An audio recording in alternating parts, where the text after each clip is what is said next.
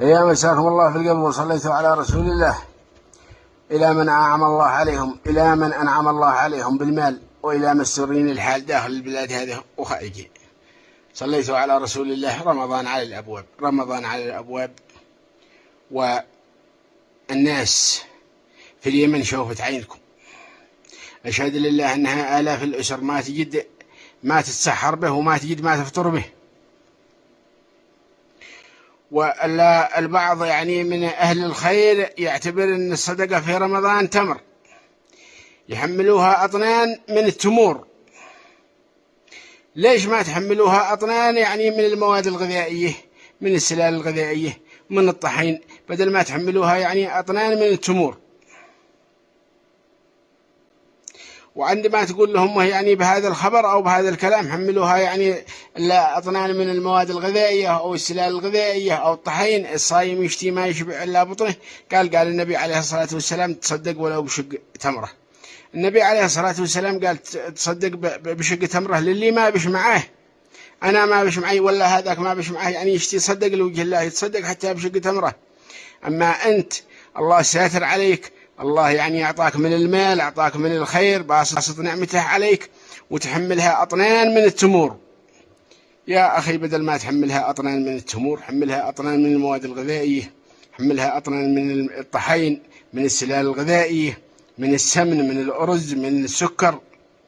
الصايم يشتي ما يشبع بطنه، الصايم ما يشتي ما يشبع بطنه، مش يشتي تمره.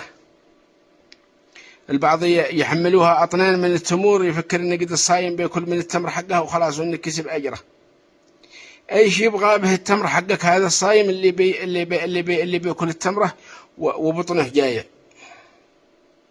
الآن أنتوا على من تكذبوا في هذا الكلام؟ على من تكذبوا؟ على الله ولا تكذبوا على أنفسكم؟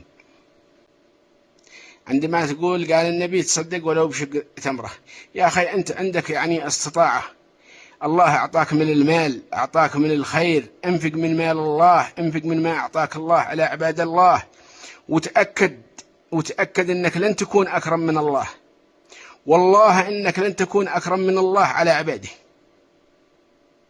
وما من عبد أكرمته محتاج إلا أكرمك الله أضعاف ما أكرمت هذا العبد.